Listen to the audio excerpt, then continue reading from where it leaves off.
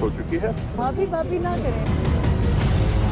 रोने की आवाजें आ रही है ना, वो रोता रहेगा। उन्हें मेरी हकीकत का खुद बहुत मालूम हो जाए। रेहाम खान काम के लिए इस्तेमाल हो रही हैं।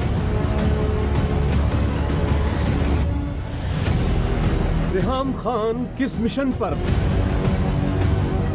टीवी पर एंकर पर्सन बनने के बाद धरनों के दौरान पीटीआई चेयरमैन इमरान खान तक पहुंची और फिर रेहाम और इमरान खान की शादी हो गई। रेहाम खान बनी गाला जा पहुंची। बहुत देर की मेहरबान आते आते। जल्द ही ये शादी खत्म हुई।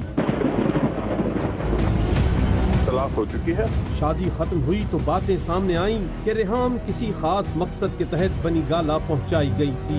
उन्हें मेरी हकीकत का खुद बहुत मालूम हो जाए। फिर रेहाम की इमरान खान के मुखालिफों से मुलाकातें शुरू हुई। नून लीगी रहनुमाओं से मिली।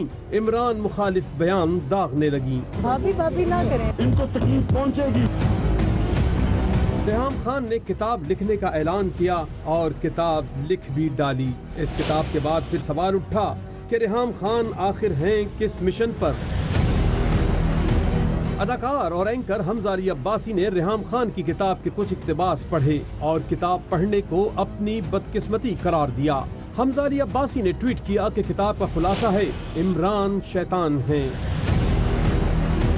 रेहाम नेक और परहेजगार हैं। शहबाज शरीफ बहुत अच्छे और शरीफ आदमी हैं। इमरान खान से तलाक के बाद रेहाम खान की सरगर्मियां मायने खेज ही रही हैं। लंदन में मेमो गेट के मरकजी किरदार हुसैन हक्कानी से उनकी मुलाकातों ने फिर सवाल उठा दिया कि रेहाम किस मिशन पर हैं। रोने की आवाजें आ रही है ना, वो रोता रहेगा। रेहाम खान काम के लिए इस्तेमाल हो रही हैं।